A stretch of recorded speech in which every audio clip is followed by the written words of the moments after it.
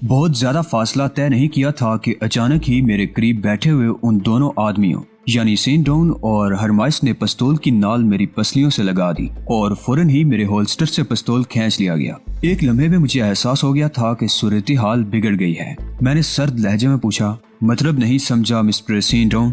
बाज औकात कारोबार में बेहतर मुनाफा भी हो जाता है और इस वक्त हमें इसका मौका मिला है तो हम इस पर क्यों ना काम करें। दरअसल हमारे इस कारोबार में दयानतदारी चलती है, लेकिन जब बेईमानी होती हो तो बेपनाह हद तक। लेकिन मुझे अब क्या करना है? कुछ नहीं माय डियर, अभी थोड़ी देर के बाद ये असलिया हम लोगों की तहवील में आ जाएगा और उसके बाद तुम तमाम लोग यहाँ से वापस चल पड़ोगे। हमारे साथी तुम्हारे उन 8 साथियों को बांधकर एक संप डाल देंगे और इसके बाद हम वापस जाएंगे और उस जखीरा गाह से सोना भी हासिल कर लेंगे जो तुम्हारी अपनी है और असलिया हमारी मलकियत ही बन जाएगा। मैंने खामोशी से उन लोगों को देखा और उसके बाद गर्दन हिलाकर खामोश हो गया। लेकिन क्या इससे पहले भी ऐसा कोई वाकया हुआ है? शायद हुआ हो, लेकिन इस वक्त ये होने जा रहा है। तो फिर बेहतर ये है कि आप लोग मुझे जख्मी करके नीचे डाल दें ताकि मेरे पास भी कोई जवाज हो। ये बात तो आपको मालूम ही है कि मैं सिर्फ असलिये के ताजरों का मुलाजिम हूँ। कहीं ऐसा न हो कि मेरी जिंदगी खतरे में पड़ जाए। मैं आपसे मुकम्मल ताउन के लिए तैयार हूँ। Good, very good. इस सिलसिले में यकीनी तौर पर तुम्हें इस ताउन का सिला दिया जाएगा, सेंट डाउन ने कहा और वो मेरी तरफ से किसी हद तक मुतमईन हो गए। उन्हें यह एहसास हो गया था कि मैं मुदाफत करने वालों में से नहीं हूँ, लेकिन मैंने हेलीकॉप्टर के अकबी हिस्से में मशीन गन रखी हुई देख ली थी और इस तक पहुँचने के लिए मुझे इंतजामात करने थे। एक मखसूस जगह पहुँचने के बाद वो लोग रुक गए और हेलीकॉप्टर नीचे उतरने लगा। मुझे बदस्तूर पिस्तौल से कवर किया हुआ था और तय ये किया गया था कि नीचे उतरने के बाद जब उनके आदमी असलिया तहवील में ले रहे होंगे तो पायलट और हरमाइस दोनों जाकर असलिया अपने कब्जे में ले लेंगे और उन 8 आदमियों पर काबू पा लेंगे। जो लोग इन पहाड़ी इलाकों से बरामद हुए उनकी तादाद भी 15 के करीब थी और मेरे साथी 8 थे। सूरत हाल खासी उलझन आमेज थी। वो 15 अफराद बाहर निकले और उन्होंने फौरी तौर पर अमल शुरू कर दिया। बज़ाहिर वो दोस्ताना अंदाज में उन 8 आदमियों तक पहुंचे थे जो मेरे साथी थे, लेकिन करीब पहुंचते ही उनमें से हर शख्स ने उन लोगों पर सब मशीन गन तान ली जिन्हें वो अपने साथ लाए थे और सब मशीन गनों के बल पर असलिया मेरे साथियों से छीन लिया गया। उसके बाद वो लोग अमल करते रहे। हरमाइस और पायलट वहां पहुंच चुके थे और उन लोगों की मदद कर रहे थे। मेरे 8 साथियों को रस्सियों से बुरी तरह जकड़ दिया गया और साथ ही साथ वो लोग उन्हें वहां से दूर ले जाने लगे। फिर 2 आदमी 2 बड़े ट्रक लेकर करीब पहुंच गए। मैं उन तमाम आदमियों को हेलीकॉप्टर के करीब से देख रहा था और सेंट डाउन मेरे पास बैठा हुआ इस तमाम कार्रवाई को दिलचस्प निगाहों से देख रहा था, लेकिन वो ये अंदाजा नहीं लगा सका कि मेरा हाथ अकब में रखी हुई सब मशीन गन तक पहुंच रहा है। सेंट डाउन की दिलचस्प निगाहें उधर का जायजा ले रही थी। फिर अचानक ही मेरा सर उसके सर के अकबी हिस्से में लगा और ये ज़रब इतनी जोरदार थी कि उसकी आंखों के सामने चिंगारियां ही उड़ गई होंगी। साथ ही मैंने उसके पिस्तौल वाले हाथ पर हाथ डाल दिया और उसे फायर करने का मौका नहीं दिया। सारी सिचुएशन मैंने बना ली थी, चुनाचे उसका हाथ एक ऐसी चीज पर मारा गया जो ठोस और सख्त थी और हेलीकॉप्टर का एक हिस्सा थी। चुनाचे पिस्तौल उसके हाथ से निकल गया। मैंने सेंट डाउन के बाल पकड़े और उसका सर पूरी कुव्वत से हेलीकॉप्टर के एक मखसूस हिस्से से टकरा दिया। पूरी कुव्वत का लफ्ज इस्तेमाल का मकसद ये है कि अब न सिर्फ सेंट डाउन को सलामत रहना चाहिए था, न उसके सर को। वो थोड़ी देर तड़पा और इसके बाद साकत हो गया। सब मशीन गन मेरे हाथ में आ गई। हरमाइस और पायलट इत्मीनान से अपनी सारी कार्रवाइयां कर रहे थे और मैं इस मौके का मुंतजिर था कि वो सब एक ऐसी जगह जमा हो जाएं जहां मैं उन्हें एक ही बार अपनी जद पर ले सकूं। अलबत्ता हेलीकॉप्टर से उतरने के बाद ही ये काम किया जा सकता था। चुनाचे मैं खामोशी से हेलीकॉप्टर से रेंग गया। सब मशीन गन मेरे पास मौजूद थी और इस वक्त उसे इस तरह इस्तेमाल करना था पहली ही कोशिश में बहुत से काम बन जाएं और मेरी तकदीर ने मेरा साथ दिया। उन लोगों ने असलहे को मुंतकिल करने के लिए एक जगह जमा होकर प्लानिंग करना शुरू कर दी और इस वक्त सभी एक जगह पहुंच गए थे, यानी 17 अफराद, और उन 17 अफराद को कत्ल करना मेरे लिए एक दर्दनाक तजुर्बा था क्योंकि उन लोगों से मेरा बराह रास्त झगड़ा नहीं था, लेकिन मेरी सब मशीन गन की गोलियां इस अंदाज में उबली कि उनमें से एक भी जिंदा न बच सका। बहुत मुख्तसर वक्त लगा, पहाड़ों में आवाजें गूंजने लगी और सब मशीन गन की गोलियां उन सब को बैक वक्त चाट गईं। 17 जख्मी जमीन पर तड़प रहे थे और एक एक करके लाशों में तब्दील होते जा रहे थे। एक एक के जिस्म में इतनी गोलियां पेवस थी कि जिंदगी का कोई तस्वुर बाकी नहीं रह जाता। जब मैंने ये देखा कि वो सभी नाकारा हो चुके हैं तो मैं अपनी जगह से बरामद हुआ और सब मशीन गन संभाले हुए उनके करीब पहुंच गया। मैंने उनका भरपूर जायजा लिया और उसके बाद अपने साथियों की जानिब मतवज्जे हो गया जो हैरत से आंखें फाड़े ये तमाम कार्रवाई देख रहे थे اور پھر انہیں کھولنے کے علاوہ میرا اور کیا کام ہو سکتا تھا؟ البتہ یہ خطرہ موجود تھا کہ گولیوں کی آواز کہیں سرحدی علاقوں میں نہ سن لی گئی ہو اور سرحدی محافظ یہاں پہنچنے والے نہ ہوں۔ چنانچہ کام نہایت تیز رفتاری سے کیا گیا۔ ہم نے ان لوگوں کا اسلحہ بھی سمیٹ لیا جو بہترین اور نہایت کافی مقدار میں تھا۔ ٹرکوں کو ہم نے البتہ ضروری نہیں سمجھا تھا کیونکہ ان سے ہمارا کوئی واسطہ نہیں تھا۔ اسلحہ واپس چل پڑا اور ساتھ ہی ان کے ہتھیار بھی۔ ہم باقی تمام سامان یہیں چھوڑ چلے تھے کیونکہ اور کوئی ایسا عمل نہیں کیا جا سکتا تھا جس سے ہمیں آسانی حاصل ہو سکے، یہاں تک کہ ہیلی کاپٹر کا استعمال بھی۔ واپسی کا سفر اتنی برق رفتاری سے طے کیا گیا کہ ہمیں خود بھی اس کی اتنی امید نہیں تھی۔ سونے کا ذخیرہ حاصل کر لیا گیا اور ہتھیار تو واپس لے جانے ہی تھے، لیکن سفر اس طرح سے طے کیا گیا کہ ہر شخص کے حواس جواب دینے لگے۔ بہت طویل سفر تھا اور ہم خوف کے عالم میں یہ سفر کر رہے تھے۔ چنانچہ مختصر وقت میں ہم اپنی منزل پر پہنچ گئے، یہاں تک کہ ہمارا استقبال مسٹر جم ہوسٹن نے کیا اور آنکھیں پھاڑ کر رہ گئے۔ میں نے جم ہوسٹن کو مکمل کہانی سنائی تو اس کا چہرہ خوشی سے کھل اٹھا۔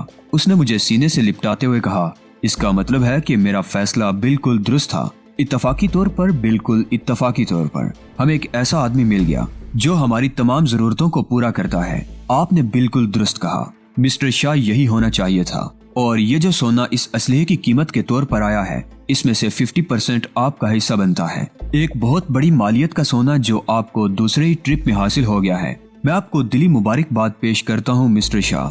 میں نے مسکرا کر گردن ہلا دی۔ در حقیقت ان لوگوں کی نظروں میں میں باعزت انسان بن گیا تھا۔ ویسے بھی اس سونے کا ذخیرہ اتنا تھا کہ آدھا بھی بڑی قیمت کا ہو سکتا تھا، اور جم ہوسٹن نے فراخ دلی سے میرا آدھا حصہ نکال دیا تھا۔ کام ختم ہو گیا اور اس کے بعد روبی کی قربت میرا حصہ تھی۔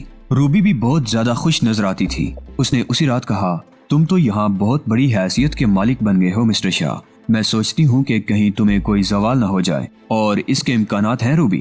کیا کہوں، کچھ سمجھ میں نہیں آتا۔ ریٹا کا کہنا ہے کہ اس کے ذہن میں تمہارے لیے کوئی ایسا تصور نہیں ہے جس سے ہوسٹن کی محبت زخمی ہوتی ہو، لیکن ہوسٹن ریٹا پر بھروسہ کرنے کے لیے تیار نہیں ہے۔ اب اس نئی مہم پر روانگی کے سلسلے میں پہلے شاید یہ طے کیا گیا تھا کہ ریٹا تمہارے ساتھ جائے گی، لیکن عین وقت پر جم ہوسٹن نے یہ پروگرام ملتوی کر دیا، جس سے ریٹا کو شدید شکایت پیدا ہوئی، اور اس کے بعد ان دونوں کے درمیان بڑی زوردار جنگ ہوئی۔ جنگ؟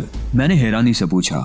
ہاں، بہت شدید۔ ہوسٹن کا رویہ بھی بہت سرد ہو گیا تھا، حالانکہ اس سے پہلے وہ ریٹا کے سلسلے میں کبھی تیز انداز اختیار نہیں کرتا تھا۔ پتہ نہیں اس کے ذہن میں کیا ہے، لیکن ریٹا کہتی ہے کہ وہ صرف غلط فہمیوں کا شکار ہے۔ میں نے ایک ٹھنڈی سانس لی اور آہستہ سے بولا، اس میں کوئی شک نہیں ہے کہ جم ہوسٹن واقعی غلط فہمیوں کا شکار ہے، اور نہ ہی ریٹا میرے لیے کوئی ایسا مسئلہ ہے جس پر میں اپنے مفادات کو قربان کر دوں۔ روبی مسکراتی نگاہوں سے مجھے دیکھنے لگی، پھر اس نے کہا، یہ بات تم ہوسٹن سے کہہ سکتے ہو، اور اگر تم چاہو تو اس سے یہ بھی کہہ سکتے ہو کہ تم مجھ سے شادی کرنے پر آمادہ ہو۔ میں نے بوکھلائی ہوئی نگاہوں سے روبی کو دیکھا۔ یہ محترمہ کیا فرما رہی ہیں؟ اپنے طور پر انہوں نے سارے فیصلے کر لیے، لیکن میں نے کہا کچھ نہیں، کیونکہ جانتا تھا کہ انہی غلط فہمیوں میں میری زندگی چھپی ہوئی ہے۔ میں نے مسکراتے ہوئے کہا، کیا تمہارے ذہن میں ایسا کوئی تصور موجود ہے روبی؟ میں تو یہ سوچتی ہوں ڈیئر شاہ کہ تمہارے بغیر زندہ ہی نہیں رہ سکوں گی، لیکن روبی کیا ان پہاڑوں میں کوئی زندگی ہے؟ سمجھ میں نہیں آتا کہ یہ سارا کھیل کیا ہے۔ میں اس کھیل میں شریک تو ہو گیا ہوں، لیکن اس سے بالکل ہی ناواقف ہوں۔ روبی پرخیال نگاہوں سے مجھے دیکھنے لگی، پھر بولی، کیا تم خود نہیں سمجھ پائے ڈیئر شاہ؟ کسی حد تک، لیکن مکمل تفصیل نہیں جانتا۔ دنیا میں اسلحے کے 3 بڑے تاجر جن کا تعلق مختلف ممالک سے ہے اور جن کے نام میں تمہیں بعد میں بتاؤں گی، یہ کھیل کھیل رہے ہیں۔ انہوں نے کچھ ایسے خفیہ پوائنٹس تیار کیے ہیں دنیا کے مختلف حصوں میں، جہاں سے وہ جنگ باز ممالک کو اسلحہ سپلائی کرتے ہیں۔ یہ ایک بہت بڑی سازش ہے دنیا کے خلاف۔ یہ لوگ ایسے چھوٹے چھوٹے ممالک میں اس قسم کے حالات پیدا کر دیتے ہیں کہ وہ اپنے پڑوسیوں سے الجھ پڑیں۔ ان حالات کو ہوا دینے کے لیے ان کا ایک پورا عملہ کام کرتا ہے، اور جب اختلاف شدید ہو جاتے ہیں اور نوعیت جنگ تک پہنچ جاتی ہے تو یہ فوراً ہی اپنے اسلحے کے ذخائر سامنے لے آتے ہیں جو انہی کی فیکٹریوں میں تیار ہوتے ہیں، اور پھر یہ اسلحہ خفیہ طریقے سے فروخت ہوتا ہے اور دونوں ملکوں کو سپلائی کیا جاتا ہے۔ اس سلسلے میں بھی ان کی ایجنسیاں کام کرتی ہیں۔ یہ اسی معاملے کی ایک چھوٹی سی کڑی ہے جسے جم ہوسٹن سنبھالے ہوئے ہے۔ روبی مجھے تفصیلات بتاتی رہی۔ اس نے وہ تینوں نام بھی بتائے اور ایسی تفصیلات بتائیں کہ میرا دل دھڑکنا بند ہو گیا۔ مجھے نہ جانے کیوں ایک عجیب سا احساس ہو رہا تھا۔ اس نے روانی میں وہ تمام تفصیلات مجھے بتا دی اور آخر میں کہنے لگی، لیکن خدا کے لیے انہیں اپنی ذات تک ہی محدود رکھنا، کہیں ایسا نہ ہو کہ کسی کے سامنے تمہارے منہ سے یہ تفصیلات نکل جائیں۔ سوال ہی نہیں پیدا ہوتا روبی، کیا مجھے تمہاری زندگی عزیز نہیں ہے؟ روبی مسکرانے لگی۔ وہ مجھے جس قدر عزیز تھی میں نے اس کا بھرپور ثبوت دیا، اور اس طرح مزید 5 دن گزر گئے۔ ریٹا اور جم کے درمیان غالباً ایک بار پھر دوستی ہو گئی تھی، کیونکہ دونوں کو ساتھ ساتھ ہی مسکراتے ہوئے دیکھا گیا۔ روبی نے اس کی تصدیق کر دی۔ جم نے بالآخر ریٹا سے سمجھوتا کر لیا ہے اور یہ وعدہ کیا ہے کہ آئندہ وہ ریٹا کے کردار پر شک نہیں کرے گا، لیکن سنا ہے کہ اس بار اس نے ریٹا کے ساتھ بہت ہی برا سلوک کیا۔ بہرحال ہمیں ان دونوں کے معاملات سے کیا دلچسپی ہو سکتی ہے، ہمارا تو اپنا ہی معاملہ بہت دلچسپ ہے۔ جم نے چھٹے دن مجھ سے رابطہ قائم کیا اور کہنے لگا، تمہاری آمد سے بہت سے ایسے دلچسپ معاملات ہوئے ہیں جنہیں میں اہمیت دیتا ہوں۔ یوں سمجھ لو اس بار پھر ہمیں ایک بہت بڑا کام مل رہا ہے۔ فائنل آج رات کو ہو جائے گا اور اس کے بعد تمہیں تیاریاں کر کے روانہ ہونا ہے۔ میں نے آمادگی کا اظہار کر دیا۔ جم کہنے لگا، میں سمجھتا ہوں کہ اگر تم ہمارے ساتھ 1 سال بھی نکال گئے تو اتنی دولت حاصل کر لو گے کہ باقی زندگی تمہیں کچھ کرنے کی ضرورت نہیں پیش آئے گی۔ میں اس چیز کو بہت زیادہ اہمیت نہیں دیتا مسٹر جم۔ میری خواہش ہے کہ سب سے پہلے میں اپنا ایک معیار قائم کر دوں اور آپ کی نگاہوں میں وہ حیثیت اختیار کر جاؤں کہ آپ مجھ پر بھرپور اعتماد کرنے لگیں۔ مجھے تم پر اعتماد تو پچھلی مہم کے بعد ہی ہو گیا ہے، بلکہ دونوں کام تم نے جس خوش اسلوبی سے سر انجام دیے ہیں ڈیئر شاہ، ان سے مجھے تمہاری عظمت کا لوہا ماننا پڑا ہے۔ اگر تم باقاعدگی سے اس کام کو جاری رکھنا چاہو تو تمہیں دنیا کے اور بھی ممالک میں اس کام کے لیے بھیجا جا سکتا ہے۔ ہمارے سرپرست تمہیں ہاتھوں ہاتھ قبول کریں گے۔ فی الحال تو میں تمہارے پاس ہی خوش ہوں مائی ڈیئر مسٹر جم۔ ریٹا اس بار ضرور تمہارے ساتھ جائے گی، کیونکہ پچھلے کافی دنوں سے وہ معطل بیٹھی ہوئی ہے۔ اس کا کہنا ہے کہ اس کے ہاتھ پیروں کو زنگ لگ جائے گا۔ آپ جیسے مناسب سمجھے مسٹر جم، مجھے اس سلسلے میں کوئی اعتراض نہیں ہے اور نہ ہی کسی کو ساتھ لے جانا میری خواہش ہے۔ جم نے مجھے دلچسپ نگاہوں سے دیکھا اور اس کے بعد خاموش ہو گیا۔ اس بار بھی ہمیں اسلحہ فروخت کرنا تھا اور اس بار ہم اس کا کوئی بہت بڑا ذخیرہ ساتھ نہیں لے جا رہے تھے، بلکہ ہمیں اس اسلحے کے بہترین نمونے لے جانے تھے۔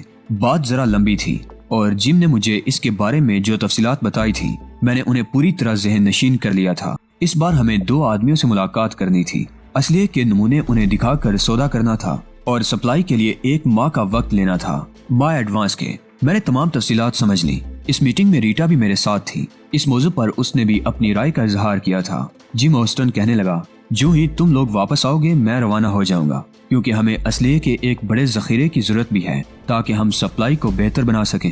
اس کے علاوہ کچھ سرحدی معاملات بھی ہیں۔ سنا ہے سرحد پر بہت سی تبدیلیاں ہوئی ہیں اور مجھے ان میں اپنے کام کے لوگ تلاش کرنے ہیں۔ میں اس گفتگو میں بذات خود کوئی مداخلت نہیں کر سکتا تھا، یہ جم کا بالکل ہی ذاتی معاملہ تھا۔ البتہ کام کے سلسلے میں میں نے بہترین قسم کی مستعدی کا مظاہرہ کیا تھا اور ہم لوگ روانگی کے لیے تیار ہو گئے۔ ریٹا فریڈی میرے ساتھ جانے کے لیے تمام انتظامات کر چکی تھی۔ ہمیں اس بار گھوڑوں پر سفر کرنا تھا جو خصوصی طور پر حاصل کیے گئے تھے۔ ویسے گھوڑوں کے ساتھ ساتھ ہی جیپوں کا سفر بھی رکھا گیا تھا، لیکن ظاہر ہے جیپیں مخصوص جگہ چھوڑ دینی تھی۔ گھوڑوں کے سلسلے میں مجھے یہ بتایا گیا تھا کہ ہمیں جیپوں کے چھوڑنے کی جگہ سے کافی فاصلہ طے کرنا ہے اور وہاں صرف ریٹا اور میں جائیں گے، کیونکہ دوسرے لوگوں کو اس جگہ نہیں لے جا سکتا۔ میں نے تمام تفصیلات ذہن نشین کر لی اور پھر اس صبح ضروری تیاریوں کے ساتھ ہم لوگ چل پڑے۔ ریٹا میرے ساتھ ہی جیپ میں بیٹھی ہوئی تھی اور بے تعلق نظر آ رہی تھی۔ کافی فاصلہ طے ہو گیا۔ میں نے اور ریٹا نے اس دوران کوئی گفتگو نہیں کی تھی، لیکن پھر جب یہ خاموشی طویل ہو گئی تو دفعتاً ہی ریٹا ہنس پڑی۔ میں نے چونک کر اسے دیکھا تو وہ کہنے لگی، کہو ڈیئر شاہ، اب تو تم یہاں بہت خوش ہوگے، بہت کچھ تمہارے ہاتھ آ چکا ہے اور میں سمجھتی ہوں کہ مہذب دنیا میں اتنا کچھ حاصل کرنے کے لیے تمہیں بہت زیادہ خطرہ مول لینا پڑتا اور بہت سی الجھنوں کا سامنا کرنا پڑتا۔ اس میں کوئی شک نہیں ہے مس ریٹا، اور میں اس سلسلے میں آپ کو اپنا محسن تصور کرتا ہوں۔ نہیں، تم نے خود ہی اپنا مقام بنایا ہے، مگر یہ شخص جس کا نام جم ہوسٹن ہے ایک ناقابل اعتبار آدمی ہے اور تمہیں بھی اس سلسلے میں محتاط ہو جانا چاہیے۔ اس کا مزاج کسی بھی وقت تبدیل ہو سکتا ہے وہ تمہاری اعلیٰ کارکردگی سے ہی خوفزدہ ہو جائے، کیونکہ وہ دوسروں کا غلام ہے اور اپنے سے زیادہ بہتر صلاحیتوں والے کسی شخص کو برداشت نہیں کر سکتا، اس خوف کی وجہ سے کہ کہیں اس کی جگہ وہ نہ لے لے۔ میں نے چونک کر ریٹا کو دیکھا، اس کے چہرے پر عجیب سے تاثرات تھے۔ کہنے لگی، اور اب وہ احمق تمہارا تعاقب کرے گا۔ میں سوچ بھی نہیں سکتی تھی کہ یہ شخص اس حد تک ناقابل اعتبار ہو سکتا ہے۔ کیا مطلب؟ میں نے تعجب سے پوچھا۔ مطلب کچھ اور سمجھنا چاہتے ہو؟ تعاقب کا مطلب تعاقب ہوتا ہے اور جم کا مطلب جم ہوتا ہے۔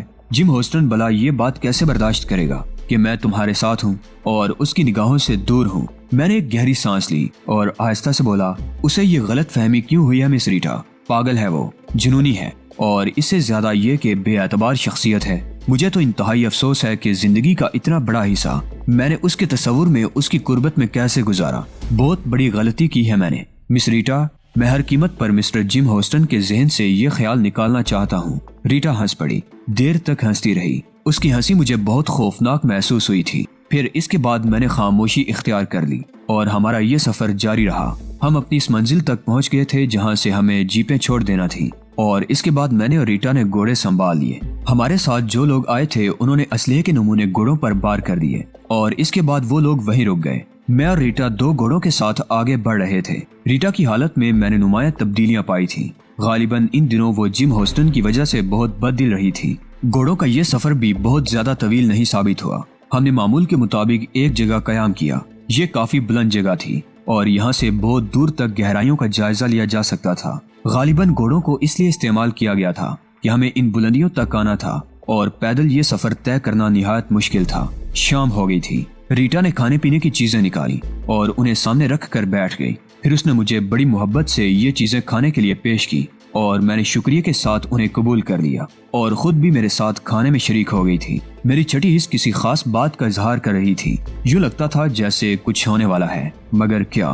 ریٹا کسی گہری سوچ میں ڈوب گئی تھی۔ کچھ دیر کے بعد میں نے اس سے پوچھا، ہمیں لوگوں کا انتظار کس وقت تک کرنا ہوگا؟ بہت زیادہ وقت نہیں لگے گا، ریٹا نے جواب دیا۔ میں خاموشی سے اس کا جائزہ لیتا رہا۔ پھر میں نے کہا، مس ریٹا فریڈی، یہ ایک سچائی ہے جسے میں نے محسوس کیا ہے کہ آپ مجھے جب پہلی بار ملی تھی تو زندگی سے بھرپور تھی۔ آپ کی جسم میں پارا بھرا ہوا تھا اور آپ بہت تیز اور چاقو چوبند نظر آتی تھی، لیکن ان دنوں میں آپ کو بہت زیادہ مزمل پا رہا ہوں۔ ہاں، میں بیمار ہوں، اس نے جواب دیا۔ کیا یہ بہتر نہیں ہے کہ آپ ان پہاڑوں کو چھوڑ کر کسی بہتر جگہ جائیں اور اپنا علاج کرائیں؟ بہتر جگہ سے تمہاری کیا مراد ہے؟ میرا مطلب ہے کسی عمدہ شہر۔ سیلیٹو بھی اس سلسلے میں برا نہیں رہے گا۔ اس نے ایک گہری سانس لی اور آہستہ سے ہنس پڑی۔ ہاں، مگر ذہنی بیماری کا علاج کہیں بھی نہیں ہوتا۔ ذہنی بیماری؟ ہاں، 100% ذہنی بیماری۔ میں آپ سے ہمدردی رکھتا ہوں مس ریٹا، ورنہ اصولی طور پر مجھے آپ سے غیر متعلق سوال نہیں پوچھنے چاہیے تھے۔ نہیں، تم سارے غیر متعلق سوال پوچھ سکتے ہو، اس نے کہا۔ تو پھر اس ذہنی بیماری کے بارے میں مجھے بتائیے مس ریٹا۔ دراصل ہم عجیب و غریب کیفیات کا مجموعہ ہوتے ہیں مسٹر شاہ۔ یورپ نے عورت کو اس قدر سستا کر دیا ہے کہ اس سے زیادہ بے حقیقت شے اور کوئی نہیں رہ گئی۔ حالانکہ ہم بھی انسان ہوتے ہیں، بالکل تم جیسے۔ تمہیں ہم پر اس قدر فوقیت کیوں حاصل ہے؟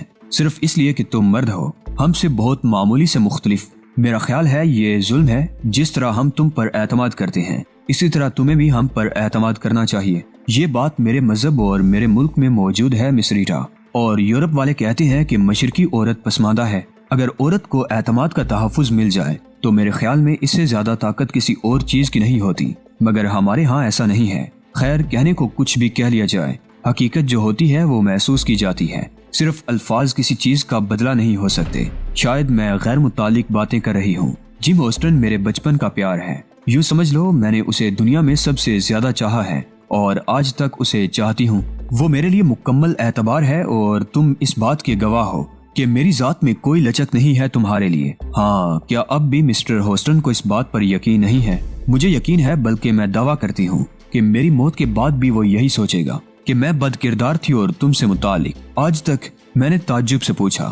ہاں، آج تک ہی نہیں بلکہ میں نے آئندہ کی بھی پیش گوئی کی ہے۔ یہ بات واقعی قابل افسوس ہے مس ریٹا فریڈی۔ قابل افسوس ہی نہیں، قابل نفرت بھی۔ اتنی شدید نفرت کے قابل کہ اس کے بعد نفرت کا تصور ختم ہو جائے۔ ریٹا فریڈی کا لہجہ بدل گیا اور میں نے چونک کر اسے دیکھا۔ اس نے بگڑے ہوئے لہجے میں کہا، ہم لوگوں کو بالکل ہی ناکارہ چیز سمجھ لیا جاتا ہے۔ ہماری اپنی کوئی حیثیت نہیں ہوتی، ہمارا اپنا کوئی مقام نہیں ہوتا۔ یہ کیسے ممکن ہے؟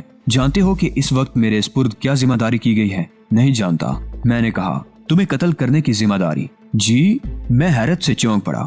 ہاں، اس نے مجھے تمہارے ساتھ اس شرط پر بھیجا ہے کہ اب تم واپس ان پہاڑوں میں نہیں جاؤ گے۔ تم زندہ ہی نہیں رہو گے اور کہیں بھی نہیں جا سکو گے۔ یہ میری ذمہ داری ہے اور یہ کام مجھے سونپا گیا ہے میری مرضی کے خلاف۔ میں نے اسے بتایا کہ تم ایک ذمہ دار آدمی ہو اور ہمارے لیے فائدہ مند بھی ثابت ہو رہے ہو۔ تمہاری زندگی ہمارے لیے ہر طرح سے قیمتی ہے، لیکن وہ صرف تمہاری موت چاہتا ہے، صرف تمہاری موت۔ میرا کوئی وقار نہیں ہے، میری اپنی کوئی عزت، کوئی حیثیت نہیں ہے۔ مجھے بتاؤ، کیا تم نے اس وقت میری زندگی بچا کر مجھ پر احسان نہیں کیا جب میں زخمی ہو گئی تھی اور میرے دشمن میری طاق میں تھے؟ بتاؤ، کیا یہ غلط ہے؟ خیر میں نے اس وقت کسی مقصد کے تحت یہ سب کچھ نہیں کیا تھا، یہ بات آپ اچھی طرح جانتی ہیں۔ ہاں، یہ کہنے کی ضرورت ہی کیا ہے، ظاہر ہے تمہیں میرے بارے میں کچھ علم نہیں تھا۔ وہ ایک بے لوث خدمت تھی جو تم نے سر انجام دی، اور شاہ کیا اس کے صلے میں یہ ذمہ داری میرے سپرد کی جانی چاہیے تھی کہ میں تمہیں موت سے ہمکنار کر دوں؟ میں نے کوئی جواب نہیں دیا۔ وہ پھر کہنے لگی، لیکن میری تمام تر معذرتوں کے باوجود اس نے میری محبت کا معیار یہی رکھا کہ میں تمہیں ہلاک کر دوں۔ اگر تم ہلاک ہو جاؤ گے تو وہ مجھ سے خوش ہو جائے گا۔ کیا میری کوئی عزت، میرا کوئی مقام نہیں ہے؟ میری زندگی اتنی قیمتی نہیں ہے کہ میں ایسے آدمی کو ہر طرح کا تحفظ دوں جس نے میری زندگی بچائی؟ کیا اس کے باوجود میں اس پر اعتبار کر سکتی ہوں مسٹر شاہ؟ میرا خیال ہے نہیں، اور نہ ہی مجھے یہ سب کچھ کرنا چاہیے۔ ہاں، میں نے فیصلہ کیا ہے مسٹر شاہ کہ مجھے اپنی ذات کی بقا کے لیے، اپنے معیار کے تحفظ کے لیے کچھ کرنا چاہیے، اور اس وقت میں یہ سب کچھ کرنے آئی ہوں۔ میں نہ سمجھنے والے انداز میں اسے دیکھنے لگا۔ اس نے اپنے لباس سے ایک عجیب سا چوکور باکس نکال لیا اور اسے میرے سامنے نچاتی ہوئی بولی، اور یہ ہے میری مشکل کا حل، سمجھ رہے ہو تم؟ یہ ہے میرا انتقام۔ میں سمجھا نہیں۔ دیکھو، ادھر دیکھو، اس طرف دیکھو، دور افق پر جہاں وہ اندھیرا چھایا ہوا ہے، وہ پہاڑی جو دھند میں لپٹی ہوئی ہے، شاید تمہیں یہاں سے نظر نہ آئے مگر میں چشم تصور سے اسے دیکھ رہی ہوں۔ یہ ہماری قیام گاہ ہے، وہ جگہ جہاں ہم سب لوگ رہتے ہیں، جہاں تم رہتے تھے، اور یہ میرے سامنے میرے ہاتھ میں جو چیز ہے وہ ایسے بموں کا ریموٹ کنٹرول ہے جو میں نے وہاں پر فٹ کیے ہیں۔ کیا میں اچھل پڑا۔ ہاں دیکھو، نمونہ دیکھو۔ اس نے ایک بٹن دبایا اور سامنے انگلی اٹھا دی۔ رات کا وقت تھا، فضا میں آگ کا ایک گولہ بلند ہوتا ہوا نظر آیا۔ دھماکہ البتہ سنائی نہیں دیا تھا، لیکن تھوڑی ہی دیر کے بعد اس کا ارتعاش محسوس ہوا۔ میرا منہ حیرت سے کھل گیا تھا۔ پھر اس نے دوسرا بٹن دبایا اور کہکہا لگا کر ہنس پڑی۔ وہ کہنے لگی، اس وقت ان پہاڑوں میں جہنم اتر آیا ہوگا، اسلحہ خانہ پہلے دھماکے سے اڑ گیا ہوگا، اور اب چاروں طرف دھماکے ہو رہے ہوں گے۔ ایک بھی انسان زندہ واپس نہیں نکل سکے گا وہاں سے، ایک بھی انسان۔ اس نے تیسرا اور چوتھا بٹن دبایا اور فضا میں سرخی نمودار ہو گئی۔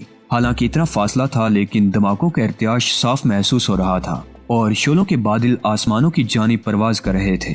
یہ تھا میرا انتقام، یہ تھا میرا فیصلہ، ریٹا نے کہا، اور اس کے بعد ریموٹ کنٹرول ایک جانب اچھال دیا۔